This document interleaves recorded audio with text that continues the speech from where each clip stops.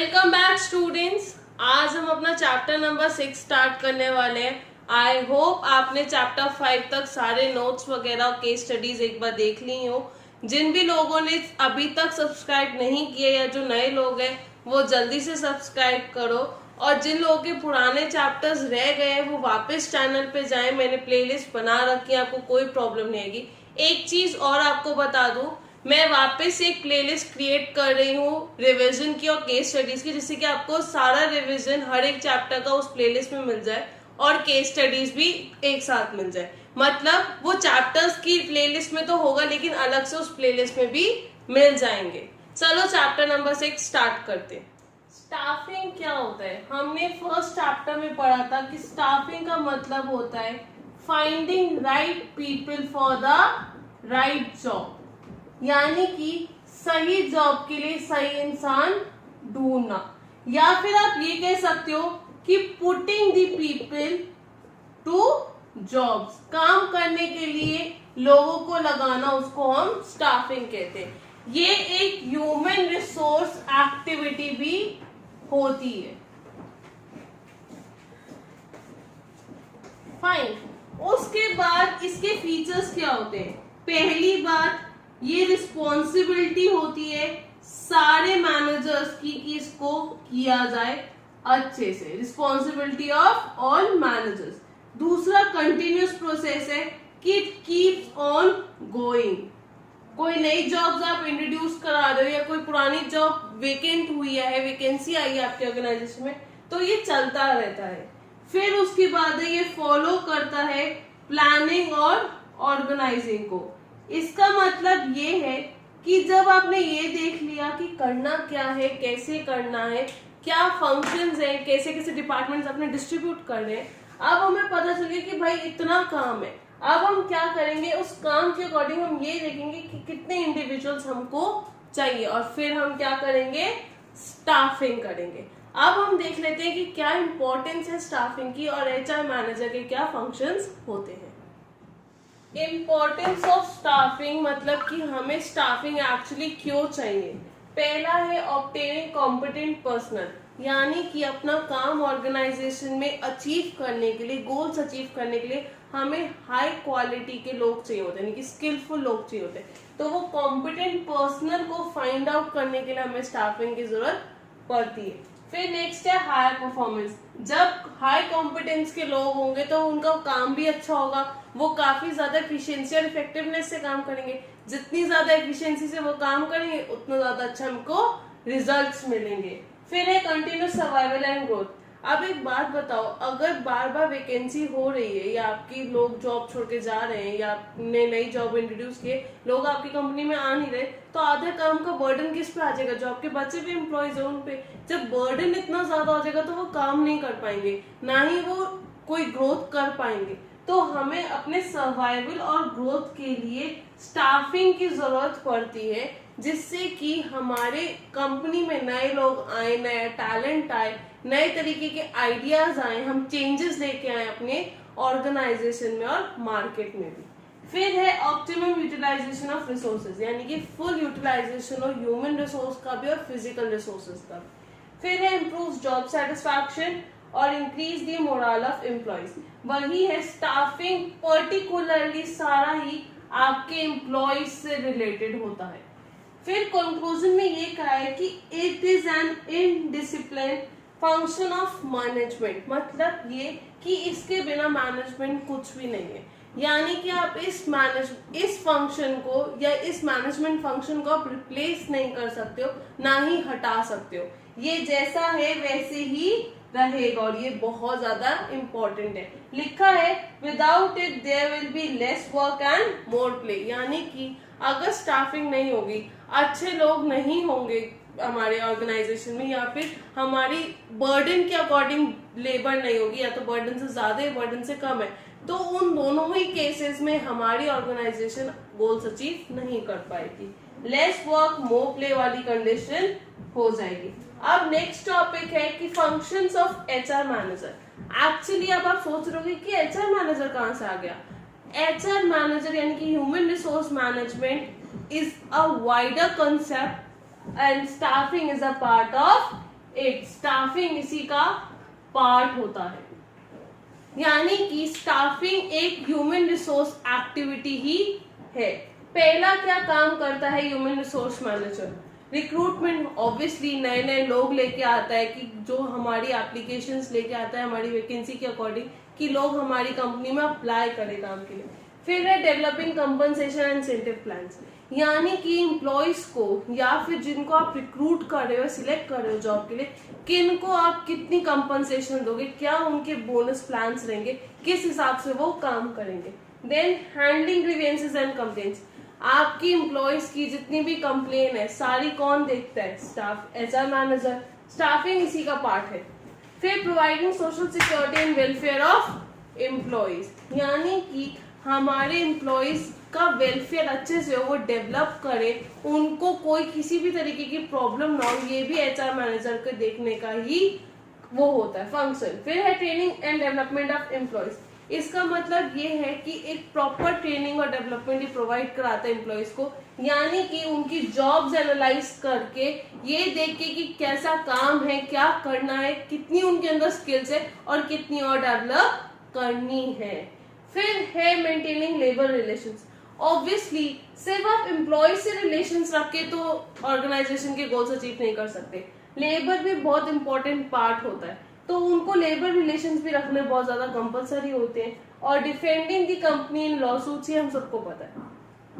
फिर कंक्लूजन क्या है कि staffing is both a line as well as a staff activity, इसका मतलब ये है कि स्टाफिंग सिर्फ एक मैनेजमेंट का फंक्शन ही नहीं है, बल्कि अपने आप में एक ऑर्गेनाइजेशन का फंक्शन होता है। स्टाफिंग का फंक्शन नॉर्मली मतलब मैनेजमेंट का फंक्शन तो ऐसे हो गया जैसे कि प्लानिंग, ऑर्गेनाइजिंग, डायरेक्टिंग है, लेकिन जैसे कि मार्केटिंग मैनेजमेंट है, फाइनेंस मैनेजमेंट है, ऐसे ही स्टाफिंग भी एक अलग से मैनेजमेंट प्रोसेस है पूरा का पूरा। और ये चीज मैं आपको बता चुकी हूँ, वापस रिपीट कर रही हूँ कि एचआरएम जो होता है वो वाइडर कंसेप्ट होता है एज कंपेयर टू स्टाफिंग, और स्टाफिंग इसी का एक पार्ट होता है। तो अब हम देखते हैं कि स्टाफिंग प्रोसेस क्या क्या चीजें इंक्लूड करता है, या स्टाफिंग प्रोसेस होता कैसे है। स्टाफिंग प्रोसेस पहला पॉइंट होता है एस्टिमेट करना मैनफोर्स रिक्वायरमेंट्स, यानी कि ये देखना कि काम के अकॉर्डिंग हमें कितने लोग चाहिए, यानी कि कितने लोगों की रिक्वायरमेंट है ऑर्गेनाइजेशन में। ये हम दो तरीके से करते हैं, एक होता है वर्कफोर्स एनालिसिस और एक होता है हमारा वर्कलोड एनालिसिस। वर्कलोड एनालिसिस का मतलब ये होता है कि ये देखना कि काम कितना है, उस अकॉर्डिंग कितने लोग चाहिए। वर्कफोर्स एनालिसिस का मतलब ये है कि एक इंसान कितना काम संभाल सकता है और बाकी बचे के काम के लिए कितने और लोग चाहिए, ये होता है हमारा वर्कफोर्स एनालिसिस। तो पहला पॉइंट है एस्टिमेटिंग मैनफोर्स रिक्वायरमेंट। फिर दूसरा होता है रिक्रूटमेंट। रिक्रूटमेंट पहली बात पॉजिटिव प्रोसेस होता है, यानी कि ये लेकर आता है pool of application. Pool of application का मतलब ये होता है कि ज्यादा से ज्यादा लोग हमारी कंपनी में हमारी वैकेंसी के लिए अप्लाई करें। एडवर्टीजमेंट, वेब पब्लिशिंग, ये सारे कुछ मेथड्स हैं रिक्रूटमेंट के वेज। फिर आता है सिलेक्शन। सिलेक्शन मतलब right people for the right job, और ये होता है नेगेटिव प्रोसेस। क्यों? क्योंकि ये इन्वॉल्व करता है रिजेक्शन, और कभी कभार एम्प्लॉयज का मोराल भी डाउन हो जाता है इस वजह से। फिर फोर्थ आता है प्लेसमेंट एंड ओरिएंटेशन। ये बहुत सिमिलर है। प्लेसमेंट का मतलब होता है कि उस पर्सन को प्लेस कर दो जहां उसकी जिस भी जॉब के लिए वो सिलेक्ट हुआ है।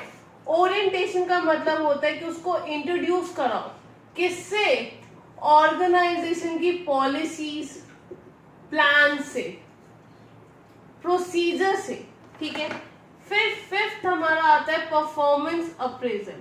परफॉर्मेंस अप्रेजल का मतलब होता है ये देखना कि एक प्री डिटरमाइंड स्टैंडर्ड से एक्चुअल वर्क ज्यादा है या कम, यानी कि हम ये देखते कि हमारे एम्प्लॉयज ने इस डिटरमाइंड स्टैंडर्ड से अच्छा काम किया या कम काम किया, उस अकॉर्डिंग फिर हम उसकी ट्रेनिंग देते हैं उसको, और डेवलपमेंट उसका ऑटोमेटिकली हो जाता है। ट्रेनिंग जो होता है वो हमारे काम से रिलेटेड होता है और डेवलपमेंट जो होता है वो हमारी पर्सनालिटी में ग्रोथ होता है। फिर 7th होता है कंपनसेशन। अब कंपनसेशन में आते हैं 2 पॉइंट्स, या तो ये टाइम बेस्ड होता है या फिर ये प्रोडक्शन बेस्ड होता है। अब जो टाइम बेस्ड होता है वो होती है आपकी सैलरी और प्रोडक्शन बेस्ड जो होता है वो होता है आपके वेजेस। कंपनसेशन में एक चीज और आती है, वो आती है फाइनेंशियल और नॉन फाइनेंशियल। तो ये जो था टाइम बेस्ड और प्रोडक्शन बेस्ड, ये आपके फाइनेंशियल के ही पॉइंट्स थे। नॉन फाइनेंशियल का मतलब होता है कि LIC पॉलिसीज वगैरह, बोनसेस वगैरह, ये सारी चीजें आपकी नॉन फाइनेंशियल फॉर्म में इंक्लूड होती हैं। फिर लास्ट होता है करियर प्लानिंग। अब ये ध्यान से सुनना क्योंकि ये बहुत इंपॉर्टेंट है। इसमें 3 पॉइंट्स आते हैं। पहला होता है प्रमोशन, दूसरा होता है ट्रांसफर, तीसरा होता है डिमोशन। प्रमोशन कब होगा? जब आपने काम अच्छा किया है। ट्रांसफर कब होगा? कि आप ये काम नहीं कर पा रहे तो चलो दूसरे डिपार्टमेंट में ट्रांसफर कर लेते, देखते हैं कि वहां काम ये अच्छा कर पाता है या नहीं। और तीसरा होता है डिमोशन, जब आप उस प्री डिटरमाइंड स्टैंडर्ड से बहुत कम काम कर पाते हो। तो कौन से 3 पॉइंट्स हुए? पहला हो गया प्रमोशन, दूसरा हो गया ट्रांसफर और तीसरा हो गया डिमोशन। एक बार और देख लेते हैं स्टाफिंग प्रोसेस को, रिकलेक्ट कर लेते हैं चीजें। एस्टिमेटिंग मैनफोर्स रिक्वायरमेंट्स यानी कि कितनी लेबर चाहिए, 2 तरीके थे, वर्कफोर्स और वर्कलोड एनालिसिस। फिर रिक्रूटमेंट यानी कि पूल ऑफ एप्लीकेशन लेके आना। मेथड्स क्या कहते हैं? Advertisement, web publishing, direct recruitment, internal recruitment, काफी सारे होते हैं। फिर सिलेक्शन नेगेटिव प्रोसेस होता है क्योंकि ये इन्वॉल्व करता है रिजेक्शन। मतलब क्या होता है? सही इंसान को सही जॉब पे रखना। फिर है प्लेसमेंट एंड ओरिएंटेशन, यानी कि पहले सिलेक्टेड पर्सन को उसकी जॉब पे रख दो, उसके बाद उसको इंट्रोड्यूस करा दो ऑर्गेनाइजेशन की पॉलिसीज और प्लान से। फिर परफॉर्मेंस अप्रेजल की प्री डिटरमाइंड स्टैंडर्ड जो होता है उससे ये देखना कि एक्चुअल परफॉर्मेंस ज्यादा थी या कम थी। फाइन। फिर उसके बाद आता है हमारा career training and development. Training and development में आता है कि कैसे आप काम करोगे, ट्रेनिंग ऑफ द जॉब मिलेगी, ऑन द जॉब मिलेगी, वो सब हम आगे भी पढ़ेंगे। इन पर्टिकुलर पॉइंट्स को हम आगे भी पढ़ेंगे। डेवलपमेंट जो हमारा ओवरऑल ग्रोथ हो रहा है हमारी पर्सनालिटी में। फिर उसके बाद आता है कंपनसेशन। 2 पॉइंट्स आते हैं, फाइनेंशियल और नॉन फाइनेंशियल। फाइनेंशियल यानी कि टाइम बेस्ड या production based, salary and wages. Non financial में आपके ILSC पॉलिसीज वगैरह, ग्रेचुइटी फंड, ये प्रोविडेंट फंड वगैरह जितने भी होते हैं वो सब आते हैं। फिर आता है करियर प्लानिंग लास्ट, जिसमें 3 पॉइंट्स होते हैं, promotion, transfer and demotion. That's all for today. अब हमारे कुछ टॉपिक्स रह गए जैसे कि types of recruitment, selection process, training के डिफरेंट टाइप्स और कैसे ट्रेनिंग बेनिफिशियल रहता है ऑर्गेनाइजेशन और एम्प्लॉयज के लिए। मैं कोशिश करूंगी कि 1 से 2 वीडियो में आपका चैप्टर कंप्लीट हो जाए और रिवीजन और केस स्टडीज हम ले लें जल्दी से।